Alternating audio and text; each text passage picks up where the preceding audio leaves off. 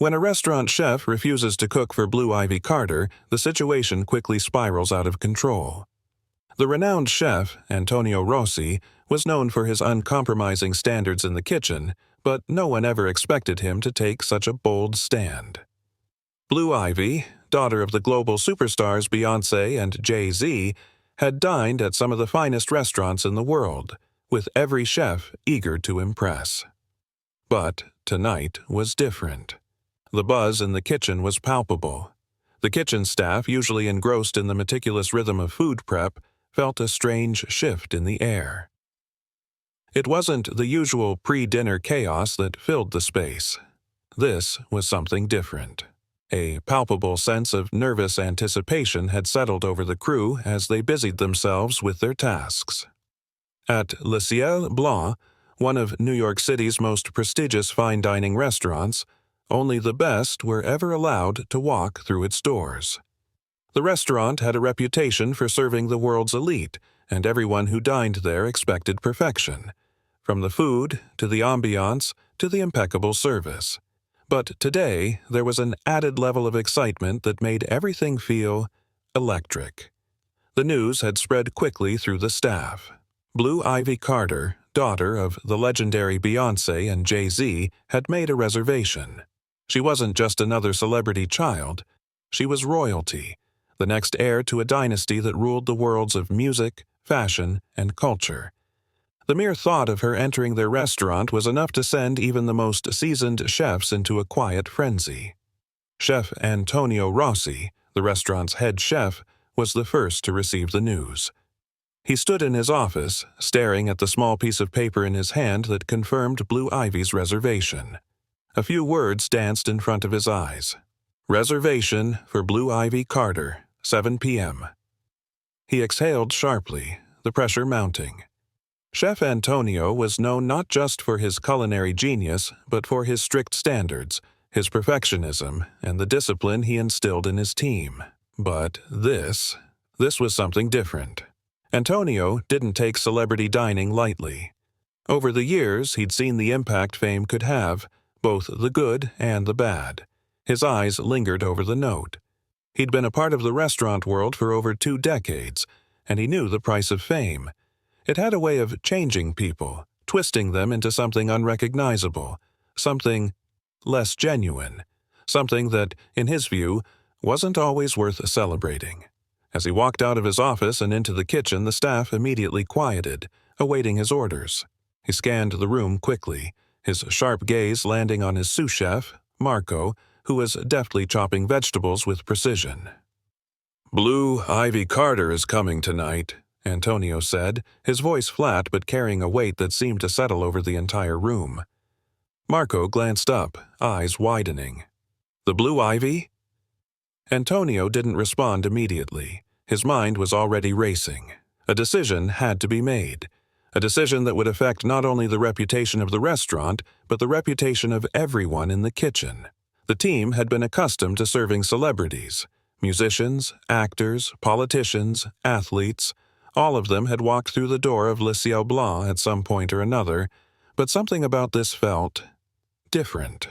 "I don't want her here tonight," Antonio finally muttered under his breath, almost to himself. The room fell silent. His words seemed to echo through the kitchen. Marco looked up from his chopping board, clearly startled. "What do you mean?" he asked, as if not believing what he had just heard. "I'm not cooking for her," Antonio said, this time with more conviction. He stood tall, staring out over the kitchen, the weight of his decision hanging in the air. Marco blinked, his mouth slightly agape. "Chef? Are you serious? This is huge. You can't refuse service to Blue Ivy Carter." Antonio didn't flinch. "I know who she is. I know her family. But I won't be a part of that world." His voice was steady, unwavering. As the other chefs began to notice the tension, they exchanged confused glances. Was this really happening? Was the legendary Antonio Rossi about to turn away one of the most famous children in the world? Antonio could feel the eyes on him as he continued, his gaze darkening. Fame. It changes people, and not always for the better. I won't let it ruin my restaurant, and I won't let it ruin my kitchen." A quiet murmur of disagreement rippled through the room, but no one dared to challenge him openly. Antonio had built his reputation through hard work and an uncompromising dedication to his craft. He was a legend, but legends could also make mistakes. As the news spread among the front-of-house staff, reactions varied. Some were shocked, others were curious, and a few were quietly supportive. But all of them knew one thing. This was a decision that could make or break not just the evening, but the entire restaurant. The manager, Rebecca, a sharp, no-nonsense woman who ran the front of house with military precision, approached Antonio cautiously. "Antonio, are you sure about this? Do you realize what this means for the restaurant? The media, the press, the backlash? It's going to be huge." Antonio took a deep breath. "I'm sure. I've made my decision. I don't want her here." Rebecca studied him for a moment, then nodded slowly, realizing there was no changing his mind. "Understood, Chef. I'll let the staff know." And just like that, the decision was made. Blue Ivy Carter, the star child of two of the most influential people in the world, would not be dining at Le Ciel Blanc tonight. The kitchen went back to work, but the mood had shifted. The tension was thick, and no one quite knew what to expect. Antonio's decision wasn't just bold. It was unprecedented. But little did anyone know.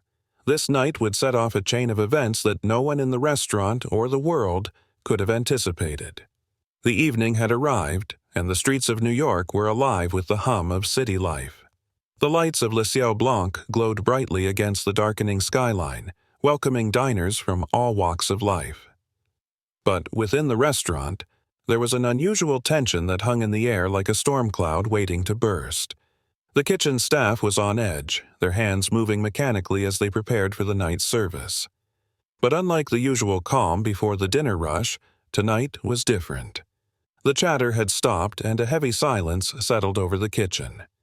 Chef Antonio Rossi's decision not to serve Blue Ivy Carter was still fresh in everyone's mind, and the uncertainty of what would follow weighed on their shoulders. Antonio stood at the pass, surveying the room, his arms crossed over his chest. His eyes flickered briefly to the clock on the wall. 7:00 p.m. That was the time Blue Ivy's reservation had been scheduled, and the thought of what might transpire in the next few hours filled him with a mixture of dread and defiance. The front-of-house staff was equally apprehensive. Rebecca, the restaurant manager, stood just inside the doorway of the dining area, her posture stiff. She had been tasked with handling the fallout, but she wasn't sure how it was going to unfold. Would they make it through the night without the media catching wind of the situation? Or would this be the moment that the restaurant's reputation, carefully built over the years, would come crashing down? "Rebecca!" Chef Antonio called out sharply, his voice cutting through the thick air. She stepped forward quickly, her heels clicking sharply against the polished floors. "Yes, Chef? I want everyone on their toes tonight. No mistakes. Do you understand?" Antonio's voice was firm, but there was a strain in it that betrayed the tension he was feeling. Rebecca nodded, though inside she had doubts. She knew the restaurant was in for something big. "Understood, Chef," she replied, though she couldn't shake the feeling that the night was bound to take an unexpected turn. Meanwhile, outside the restaurant, the evening was unfolding differently than anyone inside could have imagined. News had leaked. In the world of celebrity, where every move is scrutinized, word spread quickly that Blue Ivy Carter's reservation had been canceled. Social media was ablaze with reactions, many of them shocked and confused. How could a renowned restaurant refuse service to such a high-profile child? The news was quickly picked up by local tabloids and entertainment outlets. The stories began pouring in with the headline, "Restaurant Chef Refuses to Cook for Blue Ivy Carter. What happens next will shock you," spreading like wildfire across Twitter, Instagram, and even mainstream news. It wasn't long before the controversy had reached the ears of some very influential people. In the restaurant, Rebecca's phone began to buzz incessantly. She glanced at the screen, seeing messages flood in from reporters, PR agents, and even restaurant critics who had caught wind of the scandal. Her heart began to race as she watched the floodgates open. This was no longer just a small decision made in the heat of the moment. It was a full-blown media storm. Within minutes, the restaurant's carefully crafted atmosphere of luxury and exclusivity had been tainted. Cameras and reporters from tabloids were swarming around the front of the restaurant, hoping to catch a glimpse of the drama unfolding. And while the kitchen worked in a silent frenzy to continue preparing meals, it was clear that the night's service would never be the same. The staff could hear the occasional murmur from the front of house, a confused whisper, a hushed argument, and then the unmistakable sound of a heated phone conversation. It was Rebecca. She was trying to handle the crisis, but the weight of the situation was beginning to show. Her usual composure was slipping, and Antonio noticed it. A few moments later, Marco, the sous chef, entered the kitchen, his face pale. "Chef," he said, his voice barely above a whisper, "the press is outside. They're asking for a statement." Antonio's gaze remained cold, unflinching. "Tell them we don't comment on rumors," he said sharply, though even he wasn't sure how long that answer would hold. "Just keep the kitchen running. Focus on the food." Marco nodded, but hesitated. He knew that despite the media storm, what mattered now was the food. It always had been. The plates had to be perfect, no matter the chaos outside. As the first few courses began to leave the kitchen, Rebecca continued to deal with the mounting pressure. She knew that the decision to refuse service to Blue Ivy could have repercussions far beyond tonight. The restaurant's reputation was built on a foundation of exclusivity, but it was also a place that catered to the tastes of the rich and famous, and rejecting one of the most famous children in the world was bound to leave a lasting impression. But as she stood at the entrance of the restaurant, a phone call she didn't want to answer began to ring. It was Jay-Z's PR team. Rebecca inhaled deeply before picking up the phone. "Good evening. This is Rebecca from Le Ciel Blanc. How can I help you?" The voice on the other end was calm, almost unnervingly so. "We've heard about your chef's decision. Is it true that you're refusing service to Blue Ivy?" Rebecca didn't flinch. "I'm afraid that's correct. Chef Antonio Rossi has decided not to proceed with the reservation." There was a long pause before the voice responded. "This is not going to go over well. You'll be hearing from our lawyers soon. We expect an apology issued immediately." Rebecca's pulse quickened. The call ended with a cold click, and she stood there for a moment, unsure of how to move forward. She could already feel the walls closing in. Le Ciel Blanc was about to face a storm that no one, not even Antonio, could control. Back in the kitchen, Chef Antonio stood at the pass, watching as plates were prepared and sent out one by one. He knew this moment would define him, but whether it would be for better or for worse, he wasn't sure. The tension at Le Ciel Blanc reached a boiling point as the evening wore on. The dining room was bustling with activity, but the air inside the restaurant had shifted dramatically. The once serene atmosphere of luxury had been replaced with a sense of unease. News of the refusal to serve Blue Ivy Carter had set off a firestorm of reactions, and it was clear that the consequences of Chef Antonio Rossi's decision would not be limited to the walls of his restaurant. Back in the kitchen, Antonio's focus was unwavering. He stood at the pass, watching the plates leave with clinical precision. He had been a chef for years, navigating the intricacies of the culinary world with expertise and passion. But this was something entirely different. The pressure to perform, not just in the kitchen, but in the court of public opinion, was mounting. He could already feel the weight of the media storm bearing down on him. Rebecca was pacing back and forth in the front of house, her phone glued to her ear as she fielded call after call. She had spent the last hour trying to maintain some semblance of control, but it was becoming increasingly difficult. The buzz from the outside world was inescapable. The press had descended upon the restaurant like a pack of wolves, hoping for a glimpse of the drama. As the night progressed, the restaurant's carefully curated image began to crumble. The whispers of what had happened between Chef Antonio and Blue Ivy Carter spread like wildfire, and customers at the tables began to murmur among themselves. Some were curious, others were appalled, but all were aware that something extraordinary, and possibly scandalous, had taken place. The first sign of trouble came when a well-known food critic, Lillian Andrews, walked into the restaurant. Lillian had dined at Le Ciel Blanc several times before, but tonight was different. Word had spread about the refusal to serve Blue Ivy, and Lillian's presence was a clear signal that the incident had now reached the highest echelons of the culinary world. Rebecca immediately approached her with a practiced smile. "Good evening, Ms. Andrews. It's a pleasure to have you back with us tonight." Lillian's cold gaze locked onto Rebecca's. "I'm sure it is," she replied, her tone dripping with irony. "Tell me, is it true that your chef has turned away a celebrity guest tonight? One with a very influential family?" Rebecca's heart sank, but she remained composed. Chef Antonio made a decision based on his personal beliefs. He's standing by that decision. Lillian raised an eyebrow, clearly intrigued by the unfolding drama. "I'm sure he is, but I can't help but wonder how that's going to affect your reviews."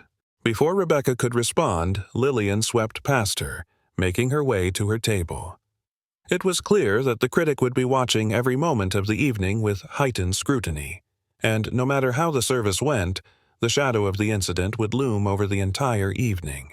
In the kitchen, Marco approached Antonio again, his face tight with concern. "Chef, the press is outside. They're getting more aggressive. What do we do?" Antonio wiped his hands on his apron and paused for a moment. He hadn't expected the situation to escalate this quickly. "We keep doing what we do best," he replied firmly. "We cook. We deliver the best food in New York. Let the media chase their headlines, but we focus on the plate. Understood?" Marco nodded, but the unease in his eyes was palpable. The pressure was mounting, and he knew it wouldn't take much for the entire situation to spiral out of control. Meanwhile, in the dining room, the tension was palpable. Whispers of the incident between Chef Antonio and Blue Ivy were circulating among the guests. Some diners seemed unfazed, enjoying their meals as if nothing had happened. Others, however, looked uncomfortable, unsure of what to make of the situation. One guest, a prominent socialite, leaned over to her companion and whispered, "Did you hear? The chef turned down Blue Ivy. That's unheard of." The media frenzy outside was escalating by the minute. Reporters had begun to gather in front of Le Ciel Blanc, their cameras trained on the entrance.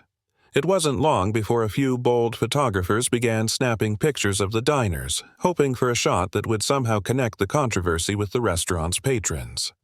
The presence of the press only added fuel to the fire. Rebecca's phone buzzed again. It was another message from the PR team, this time with a more urgent tone. "The media is getting out of control. We need a statement from the restaurant ASAP. We suggest a public apology before this goes any further." She looked around, her nerves on edge. The restaurant was now at the center of an international story, and the pressure to fix it was mounting. The evening's climax came when Jay-Z's publicist called again, but this time the call was much more direct. "This situation has gone far beyond a simple restaurant issue. You need to make an apology, and you need to do it now," the voice on the other end said sternly. The weight of the phone call hit Rebecca hard. It wasn't just about saving face anymore. It was about protecting the future of the restaurant. If they didn't act quickly, this scandal could be the beginning of the end for Le Ciel Blanc. Rebecca quickly went to Antonio, who was still overseeing the kitchen. She was determined to get him to relent, to issue an apology, to do something, anything, that would stop the storm. She hesitated for a moment before speaking, but when she did, her voice was filled with urgency. "Chef, this is getting out of control. The press is everywhere, and people are starting to question whether we're going to apologize. We need to say something before this escalates further." Antonio's face hardened. He stared at her, his jaw clenched. "I'm not apologizing for making a decision based on my beliefs, Rebecca. I will not back down now." "But the restaurant—" Rebecca started, but she knew the fight was over. Chef Antonio had made up his mind. Suddenly, the door to the kitchen swung open. Marco rushed in with an urgent expression. "Chef, the phone's for you. It's the media again. They want a statement. They're relentless." Antonio took a deep breath. He walked towards the phone, a sense of determination settling over him. The restaurant had built its reputation on excellence, but now it was about to be tested like never before. The storm was far from over. The phone call with the media was intense, more than Antonio had anticipated. The voice on the other end demanded a statement, a public comment about the refusal to serve Blue Ivy Carter. The pressure was mounting with every passing second. Outside the restaurant, the cameras flashed, the reporters whispered, and social media exploded. The world had latched onto the controversy, and Le Ciel Blanc was at the center of it all. Antonio stood frozen for a moment, his hand gripping the receiver. He wasn't a man who was easily intimidated, but this was different. He had always believed in standing by his principles, in letting his food speak for him. But now, his decisions, his very beliefs, were being dragged into the public eye, scrutinized and dissected by people who had never even tasted his cooking. "Chef," Rebecca said softly, breaking him from his thoughts. She had come up behind him, her face pale with worry. "The press won't stop. They're demanding answers. We need to say something or this will blow up even more." Antonio exhaled slowly, running a hand through his hair. He could feel the weight of the situation pressing down on him. It wasn't just about food anymore. It was about the reputation of his restaurant, the livelihood of his staff, and the impact this could have on everything he had worked for. Le Ciel Blanc was more than just a restaurant. It was his dream, his legacy. But was his dream worth compromising for the sake of a PR apology? "No," Antonio said firmly. "I won't apologize. I'm not running a circus for celebrities, Rebecca. I made a choice, and I stand by it." Rebecca's eyes filled with frustration. "Antonio, this isn't about your choice. It's about the consequences of that choice. Look at what's happening. You're turning this restaurant into a battleground, and it's not just about the media anymore. You're losing control of everything." Antonio clenched his fists, his voice rising. "I'm not going to let my kitchen or my reputation be dictated by the whims of the press. If they want to paint me as some villain for making a decision I believe in, let them. But I won't compromise my integrity for anyone." As he spoke, the reality of the situation hit him like a wave. He had always been a chef first, a businessman second. But now, the lines between the two were blurring in a way that made him uncomfortable. This was no longer just about food. This was about his very identity. Meanwhile, the storm outside had grown. A group of reporters had gathered near the restaurant's entrance, waving cameras and microphones in the faces of anyone who passed by. Social media was abuzz with opinions, some condemning Antonio's decision, while others praised him for standing firm. The internet was filled with memes, debates, and endless commentary. At the front of the house, Rebecca stood by the reception desk, her phone in her hand, constantly refreshing social media feeds. The comment sections were overwhelming, with countless users tagging Le Ciel Blanc in posts. One tweet read, "Chef Antonio Rossi refuses to serve Blue Ivy Carter. Is this a protest against celebrity culture or a PR disaster?" Another asked, "How is this not a publicity stunt? Who turns down Blue Ivy?" Rebecca's heart sank as she scrolled through the responses. Some customers were already canceling their reservations, claiming they didn't want to dine at a restaurant that had disrespected a public figure. Others were defending the chef, calling him a man of principle. But the damage was done, and the restaurant's reputation was now at the mercy of the media's interpretation of what had happened. In the kitchen, Marco and the other staff members had become visibly uncomfortable. The tension between them and the front of house was palpable. Everyone knew that this wasn't just a typical night at Le Ciel Blanc. They were all part of something bigger now, something that could either elevate the restaurant or destroy it entirely. Marco approached Antonio, looking at him with concern. "Chef, the team is getting nervous. They're hearing all this talk and it's starting to affect the vibe in the kitchen. People are questioning if we can handle the pressure." Antonio didn't reply immediately. He was lost in thought, still holding the phone receiver in his hand. For the first time that evening, he wondered if he had made the right choice. He had turned away one of the most influential families in the world, and in doing so, he had thrown himself and his team into the eye of a media storm. Was it worth it? Rebecca walked into the kitchen, her face set with determination. Antonio, we need to act fast. The longer we wait, the worse it will get. You've got a reputation for being a man of integrity, but the public is starting to question your judgment. Antonio looked up, his eyes tired but resolute. I've made my decision, Rebecca. I won't apologize. Rebecca sighed, then looked around the kitchen at the team, who were all waiting for her to speak. She knew she had to take control of the situation, but she didn't know how. Antonio's stubbornness was both his greatest strength and his biggest weakness, but right now, it was putting everything at risk. I'm going to draft a statement, Rebecca said finally. We'll take the power away from the media and make the first move. I'll tell them it was a mistake, but one rooted in principle. We can spin this, but only if we act fast. Antonio didn't respond, but his silence spoke volumes. He knew Rebecca was right. He might not want to apologize, but in the business world, sometimes survival meant giving in to the pressure, just a little. The media outside wasn't going anywhere. It would only get worse unless they found a way to take back control. The storm had only just begun, and Le Ciel Blanc was at the center of it all. The following days felt like an eternity. Antonio, once proud and in control, now found himself fighting an invisible battle that was starting to take a physical toll. He couldn't escape the constant media coverage, the endless phone calls from publicists, and the barrage of opinions flooding in from every direction.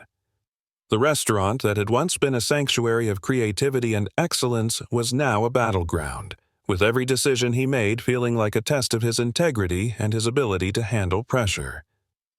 Rebecca, who had taken charge of handling the media fallout, sat by her desk drafting statement after statement. She had become the face of the restaurant's defense, the one who spoke to reporters, answered questions, and reassured the concerned investors. But every time a new tweet or news article appeared, it was as if the fire was stoked again, pushing the team further into the corner. The restaurant's reservation system, once a buzz of excitement, was now eerily quiet. People were canceling left and right. Some had tweeted their support of Antonio's decision, but many more had decided to boycott Le Ciel Blanc, claiming they would no longer support a restaurant that had turned away a public figure like Blue Ivy. The media continued to spin the narrative. Chef's pride or publicity stunt. The story behind the refusal. Antonio couldn't help but feel defeated. He had taken a stand. Yes, but at what cost? Was it really worth it to turn away a high-profile guest for the sake of his principles, if it meant losing the respect of his customers, his investors, and his own team?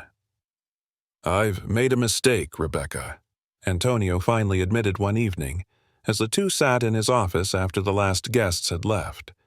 The kitchen was quiet, the clatter of pots and pans no longer filling the air. His voice was softer now, a stark contrast to the confident chef who had refused to back down just a few days earlier. I didn't think it would go this far. I thought I was doing the right thing, standing up for myself, but now everything's falling apart. Rebecca looked at him with sympathy, but also a level of practicality. Antonio, you didn't make a mistake. You followed your beliefs, but now we need to figure out how to fix the damage, both to the reputation of the restaurant and to your relationship with your team. They're losing confidence in your leadership. He nodded, feeling the weight of her words. The team had been pulling away, and Marco had even suggested that the kitchen was becoming a toxic environment, with some cooks refusing to work alongside the front-of-house staff. It wasn't just a media issue anymore. The atmosphere at Le Ciel Blanc had become strained, fractured. The media storm had continued unabated for a full week.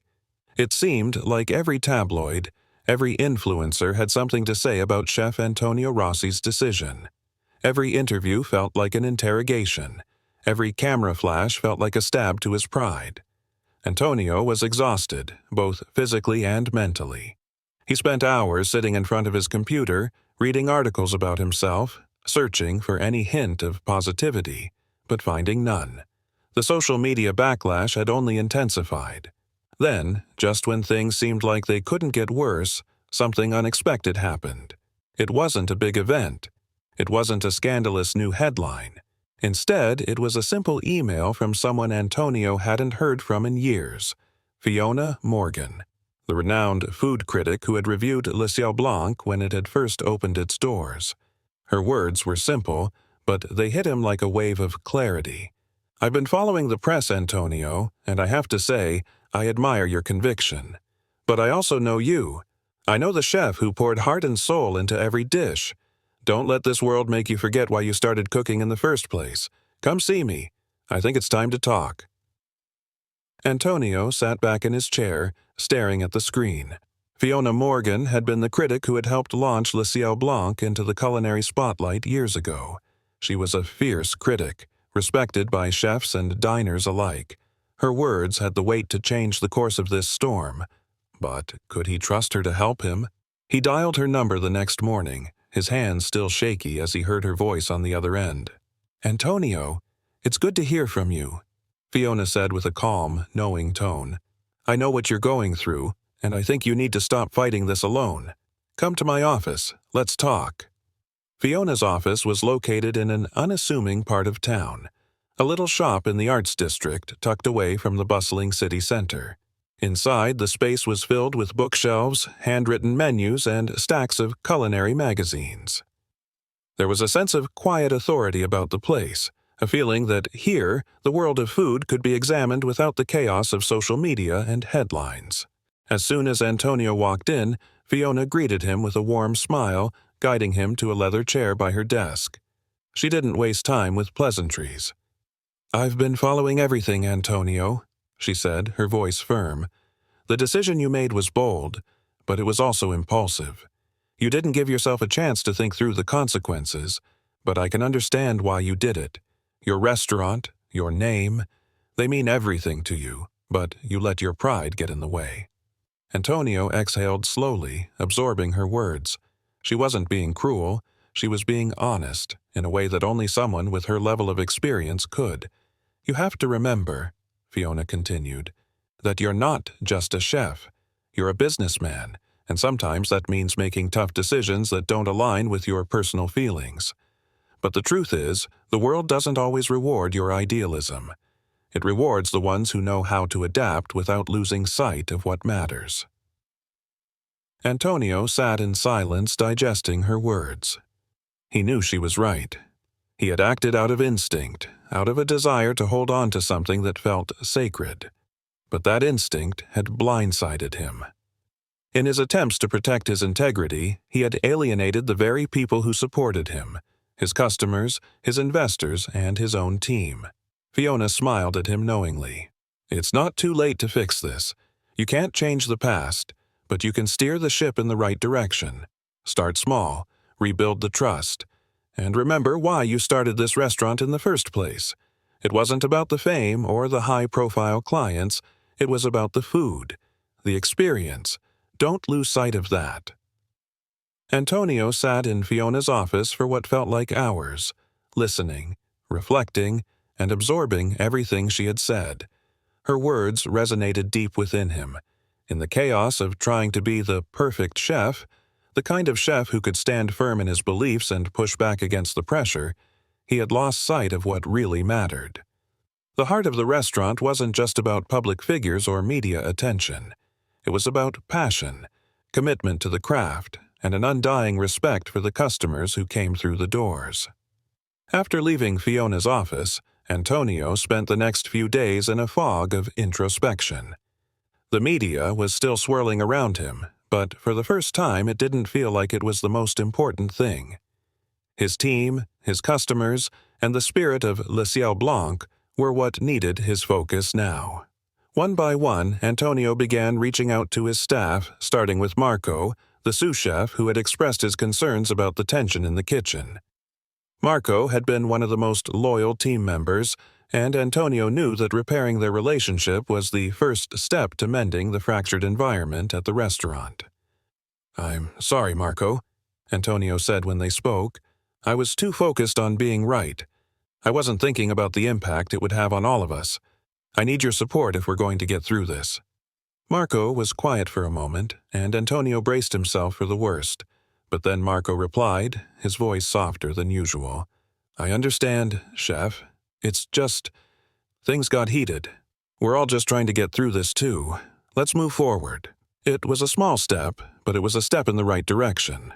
The next morning, Antonio called Rebecca and suggested a plan to slowly rebuild the reputation of Le Ciel Blanc. "I want to show people that we're not just a restaurant for the elite or the famous. We're a restaurant for everyone who loves good food and a warm, welcoming experience. I need you to start putting together a strategy to bring back loyal customers. We'll offer exclusive dinner experiences for those who've supported us, and we'll invite influencers who understand the essence of what we're about." Rebecca, who had been working tirelessly to handle the fallout, was relieved to hear the shift in Antonio's attitude. He was no longer just focusing on what had gone wrong, but on what could be done to restore their integrity. The following weeks were a slow but steady process of healing. Rebecca worked with the public relations team to release a carefully crafted statement acknowledging that, while Antonio stood by his decision, he realized the importance of listening to his community and fostering a more inclusive environment. Antonio also started reaching out personally to critics, inviting them to Le Ciel Blanc for a tasting menu that was designed not to impress, but to remind them why the restaurant had initially earned its place in the culinary world. It wasn't until a month later that the first real signs of change began to show. The restaurant had been slowly but surely filling up again, and the atmosphere in the kitchen had shifted. The tension that once hung in the air was dissipating. There were smiles again, laughter as the staff worked in sync. Even the front-of-house team seemed more engaged, happier to be back in the rhythm of things. One night, as Antonio surveyed the dining room, a familiar face entered the restaurant. It was Fiona Morgan, the food critic who had set him on the path of self-reflection. She had kept her distance after their meeting, not wanting to influence his next steps too directly. But now, as she stood by the door, she smiled at Antonio with approval. "You've done it," she said, approaching him with a glass of wine in hand. "This place feels like it did when it first opened, full of soul." Antonio looked around at the filled tables, the hum of conversation, and the satisfied faces of guests enjoying their meals. For the first time in a long time, he felt at peace. "We're not perfect yet, but we're getting there." Fiona nodded, her eyes soft with understanding. "That's all anyone can ask for." Antonio then turned to the head waiter and asked, "Send out the special dish of the evening. I want the whole team to taste it, not just the customers. Let them remember what we stand for." As the team gathered around the service counter, Antonio felt a sense of pride swell within him. He had made mistakes, yes, but those mistakes had forced him to reevaluate, to change, and to grow. And most importantly, he had found his way back to the essence of what made Le Ciel Blanc great in the first place, a commitment to authenticity, to food, and to the people who made it all possible.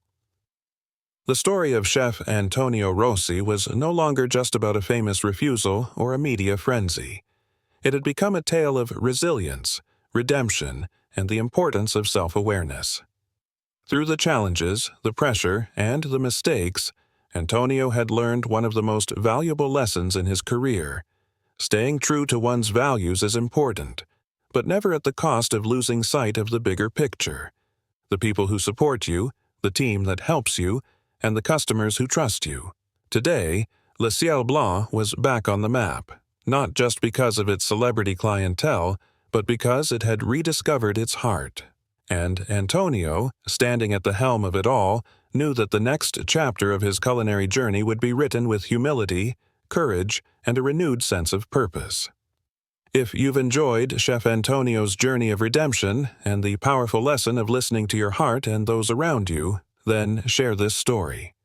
Let others know that true success doesn't come from never failing. It comes from rising again, learning from your mistakes, and finding the courage to keep moving forward. Don't forget to subscribe for more stories of resilience, determination, and growth in the culinary world and beyond.